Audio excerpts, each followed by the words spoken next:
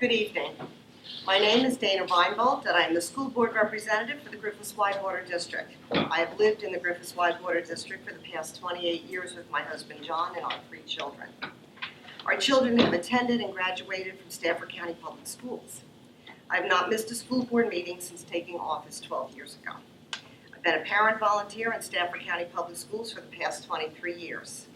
My volunteer work has included serving on the Widewater Elementary School PTO for 17 years, serving on the Stafford Middle School PTO for 6 years, serving on the Shirley High Middle School PTO for 3 years, serving on the Brook Point High School PTSO for 12 years, serving on the Brook Point High School NGROTC Booster Club for 3 years, volunteering at events for Barrett Elementary, Moncure Elementary, and Widewater Elementary Schools.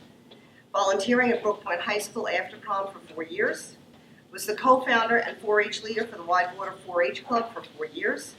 I served on the Special Ed Advisory Committee to the Stafford County School Board for 7 years and was committee chair for 2 years. I was a parent volunteer on the Aquia Harbor Dolphin swim team for 13 years and was team president for 2 years. My community service has always focused on making a better future for our children here in Stafford County. I'd like to thank the NAACP for sponsoring the debate this evening.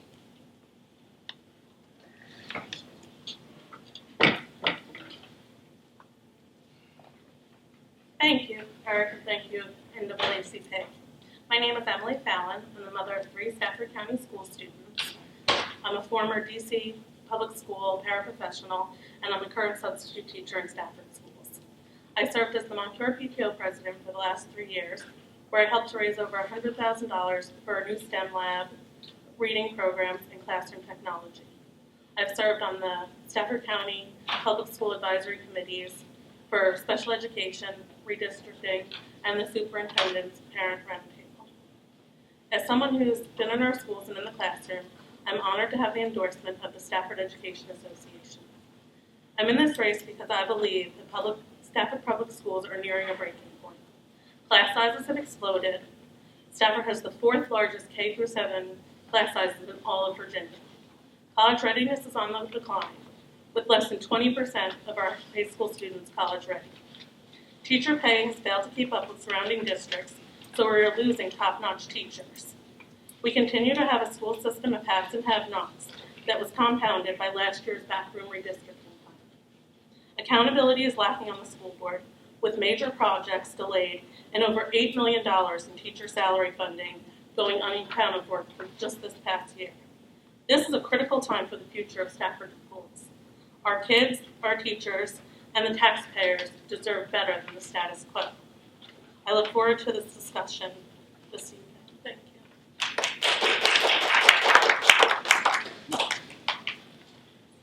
Thank you. I don't know how many people saw this story in the newspaper today about the threat of a violent attack at Brook Point High School. This question relates to that. In light of recent events at Brook Point, how do we prevent violence in our schools? How do we address these instances as they occur and before they occur? So the question is school violence, prevention, and then dealing with it if it happens. The first to answer this is Ms. Fallon. Violence in our schools is a big problem. There's no question about that. I think that moving forward with security measures is a great first step, and we've done that with securing our entrances, but we need plans in place. We don't have full plans for our schools that we need when we have these problems. I've experienced this firsthand as a substitute teacher in the schools, where we have had children that have put forth threats. And to be able to do anything about it takes a whole lot. We are not helping our children. We're not helping our teachers. We're not securing our schools. We need to take a look at what we can do. I know that the state has just mandated, with some of the other issues that have gone on since Virginia Tech, that there be teams in place for just these kind of events, for early intervention programs. And they need to start in elementary school. We can't wait until our children are in middle school or even high school anymore to do this. Obviously, mental health is a real concern, and as a school system, that is unfortunately or fortunately something that we have to deal with. that we have to face, because teachers spend 6+ hours a day with those kids, and we need to protect them, and we need to protect the other children in the school. Thank you.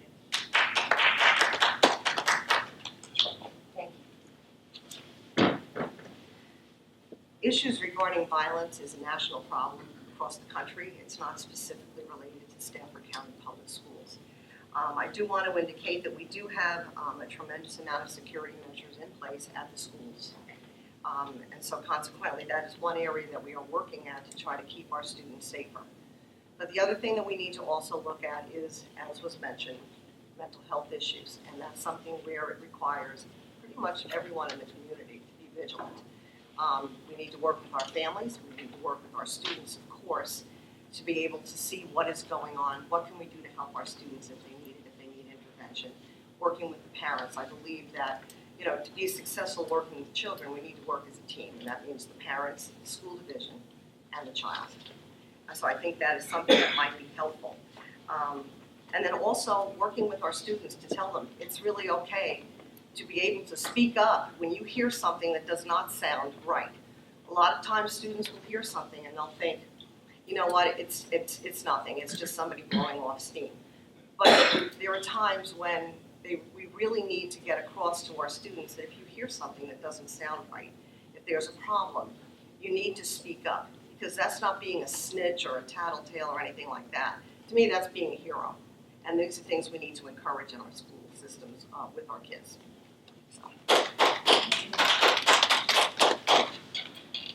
Thank you. Our second question is from the audience tonight. It deals with approaching your position from a district level or from a county-wide level. Do you believe in prioritizing needs for the county as a whole or for the individual constituents in your district? Give an example of one time where you may prioritize the county first and another time where you might prioritize your district first if you were so inclined.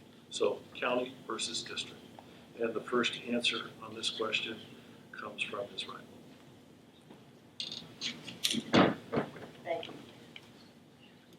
Basically, I feel that as a school board member, although I represent my district, I have a responsibility to all the children in Stafford County schools. As far as I'm concerned, these are all my neighbors and my neighbors' children. So consequently, that is my overall thought process when I'm looking at different issues that face the school division. But as well as being a representative of my own district, it's also my responsibility to bring forward to the school board issues that affect my district, just as I expect to hear from board members about issues that affect their district. We should all work cooperatively for the better good of all of our students. I don't believe we should have a relationship as a board where everybody is sort of battling each other, one district versus the other. I don't think that's a healthy environment. I think that if you have a good working relationship on the board, which we've had, you know, we share all that information with each other to work for the common good of all the students.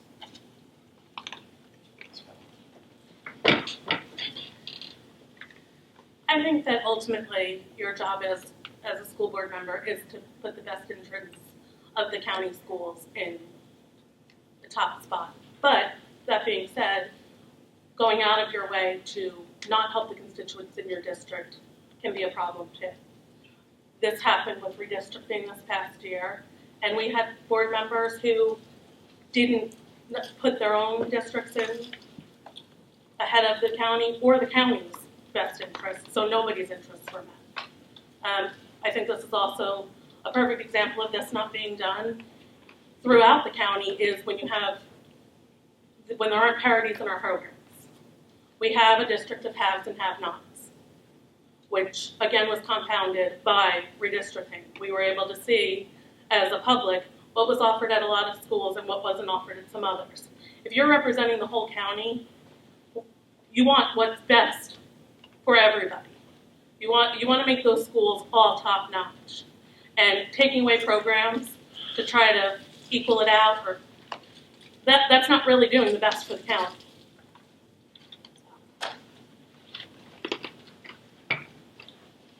This next question came from an audience member here with us tonight. This has to deal with special education. What are your views on special education?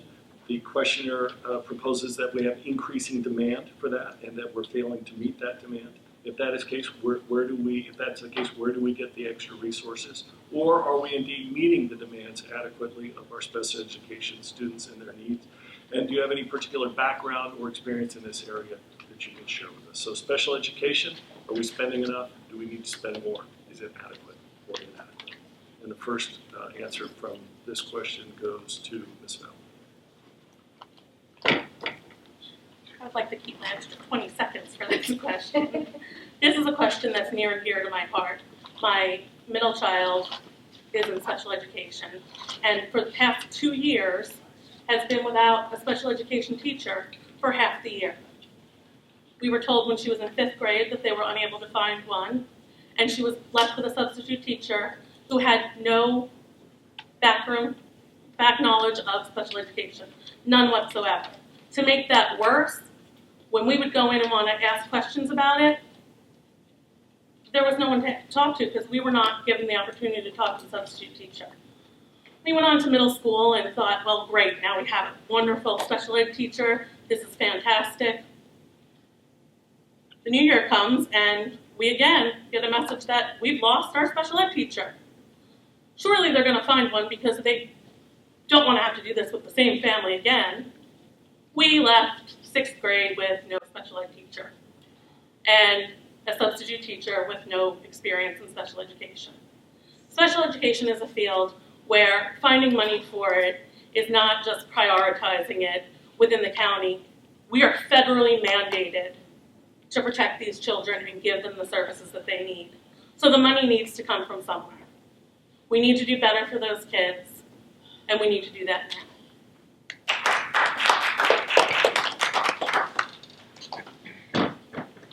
Thank you. I started serving on the Special Ed Advisory Committee to the school board when my daughter was in 1st grade. And I've seen quite a change over the years regarding special education. There were times that we had many, many parents coming to our meetings with concerns and complaints about things that were going on related to services for their children or transportation. Things have gotten better over the years. Are things perfect? No, nothing's ever perfect. There's always things that we can do better. However, it is a challenge to find qualified special education teachers, and that is something that we do work on. Also, when we're looking at our budget and we're looking at the needs of the school division, one of the things that we look at first are the needs of our children with special needs, because we are required due to federal mandates. But more importantly than that, we want to serve our children. So I feel that from what my perspective is, from what I've watched over all the years, things have gotten better. Are there areas that we need to still work and improve? Absolutely. And that's something that I have looked at for many years. And of course, it's something that I would continue to work with and look at if I'm reelected.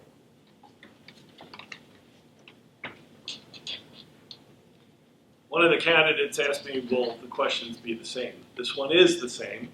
You've heard it before. Do we pay our teachers enough? How much is enough? How do you know when it's enough? And if it's not enough, where will you find the resources to pay our teachers more? First on this question is Ms. Reinboldt.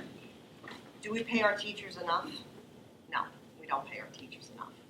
This is one of the things that's being worked on right now with Dr. Benson in terms of changing how we are working to increase the compensation to our teachers. We have comparable school districts that we've done surveys with. We're trying to get the salary levels up. And so that is a work in progress.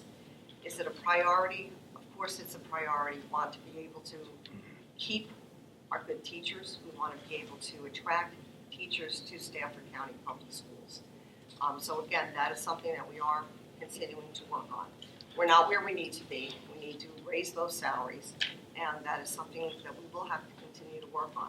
I wish I could simply say we could snap our fingers and be able to give our staff and bring in recruits the absolute best salaries we possibly can, but we also have to live within our budget, and we're trying to do the best that we can. We still have to keep on working on it. It is a work in process.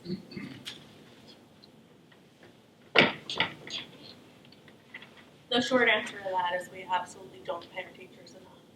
teachers in general don't get paid enough money. What are we going to do to make that better? I think we need a new strategic plan for our schools, and we need to make that a top priority. How are we going to get that money? We're going to have a strategic plan that we can go across the street and say, this is our plan, this is why we need more money for our schools, and this is where we're going to spend it. We need to have the best teachers so that we can have the best schools, so that businesses want to come here, families want to come here. They want to live. When we moved into Stafford and my kids started school, the schools were great. The schools are continuing to go downhill. We have a system of school teachers here that are getting paid less than they are in Spotsylvania County. How did that happen? I'm not sure, but it needs to be a priority. When you're paying teachers less than they are in Spotsylvania, that is an issue. When you're paying teachers less than every one of those comparative school districts that we compare ourselves to, it's less, that is a problem. We are the 4th richest county in Virginia and the 7th in the nation. We need to make teachers a priority in this county. We need to make education a priority in this county.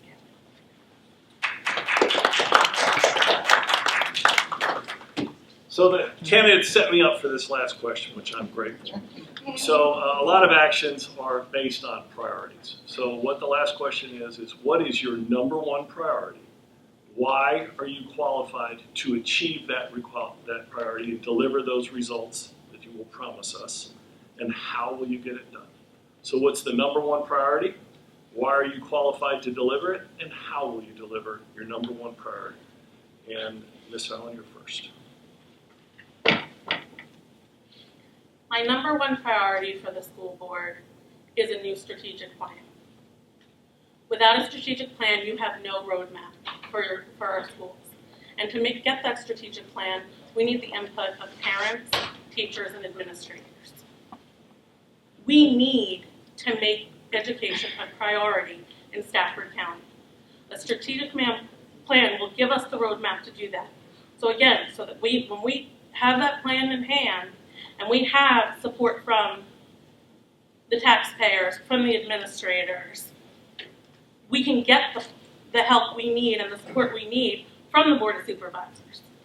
It's hard to go in and say, hey, we need more money, but we just lost a whole bunch of them. Hey, we need more money, but we can't pay our teachers as much as the surrounding areas. Hey, we need more money, and you have classrooms full of 35 plus kids. That's not okay. A strategic plan will help us put in place everything else that the school system does. It'll help us prioritize our needs in the county, and it will help give us a direction to move forward. I agree that we need to update our strategic plan, which is why the school board has recently voted to put a committee together, so we are already working on an update to the strategic plan. We also received a very lengthy update at our last school board meeting about where we have been, our accomplishments as a school division based on the previous strategic plan that was in place. So that is something that's already in motion. What is my number one priority would be to reduce class sizes. We've heard from the parents. We understand this is important. It's important for students to be able to get more quality instruction time from their teachers. So again, that is my, that is my number one priority. Regarding the $8.3 million, this was something that was a problem that has occurred in the finance department of the Stafford County Public School Division. We, as a board, unanimously voted to bring in an external auditor to do a complete forensic audit. And once those results come back from the forensic auditor, the school board will be prepared to take action. If I am reelected, that will be my number one priority. I firmly believe that if you have a problem, you need to basically define the problem, you need to fix the problem, and then you need to put procedures in place to ensure that it does not happen again. And if I'm reelected, that will be my priority, because not having the knowledge because of what happened in our finance department is not something that this board would tolerate. And now that we are aware of it, we are working on making this problem get repaired, and also to have the money available for doing the things that we need to do for our students, better pay for our teachers, and also reducing class sizes.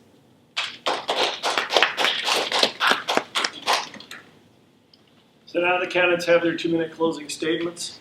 Ms. Fallon, you're first.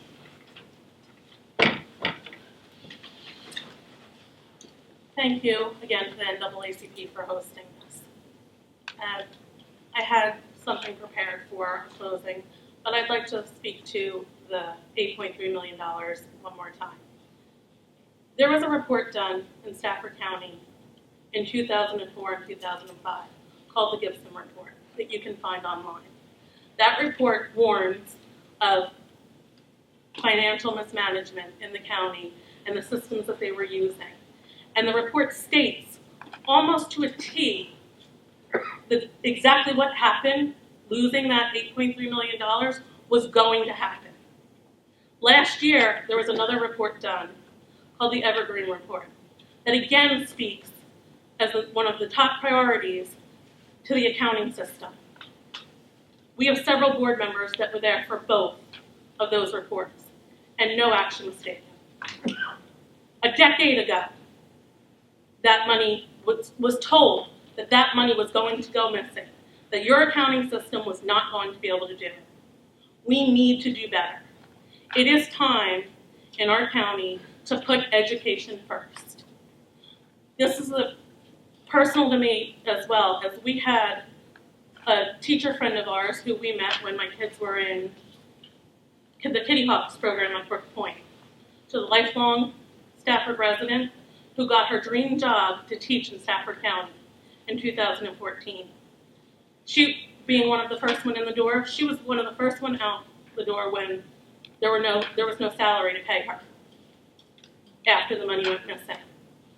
When the money was found, she got a phone call and they said, "Hey, come back and teach for us. We really want you back."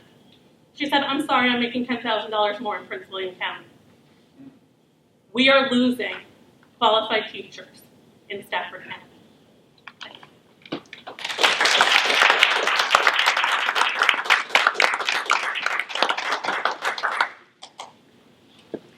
The Gibson study that was conducted at the request of the Stafford County School Division. It was an opportunity to get a grant to do an efficiency study. The Gibson report was done, and Stafford County Schools was considered to be an efficient school division. However, that our staff was not the size that was needed for the size of the school division at that time. I'd like to go on and simply say that some of my accomplishments over the past 12 years have included enhanced school security entrances with intercom and camera systems so that visitors can be seen before being allowed into the schools. After-school activity buses for high school students who don't have transportation so they can participate in after-school sports, tutoring, and clubs. Before and after-school daycare in all Stafford County elementary schools. Blackboard Connect program, which enables the school division to personally communicate with parents within the school division within minutes. Parent View and Student View, which allows parents and high school and middle school students the ability to have access to school assignments and grades online. A 10-point grading scale which allows students of Stafford County to compete on an even playing field with other districts when applying to colleges. And Stafford County Public Schools was just recognized as one of 37 school districts out of 132 in the state of Virginia to have all schools SOL accredited for the 2014-2015 school year. These are just a few items on a long list of accomplishments that I've achieved over the years. During my time on the school board, I have been a dedicated worker on behalf of Stafford County's children. My experience is a valuable asset in providing positive support to our students, their families, our teachers, and all the employees in Stafford County Public Schools. I have a proven track record of accomplishments and getting things done for our students. If re-elected, I will continue to work to see that our children receive a strong educational foundation to prepare them for their adult lives, whether they go to college followed by a career, or they go directly to school, directly from high school to a career. I believe we can provide great schools for great kids together. Thank you. Thank you. I'll ask both of our candidates to stand and give our candidates a round.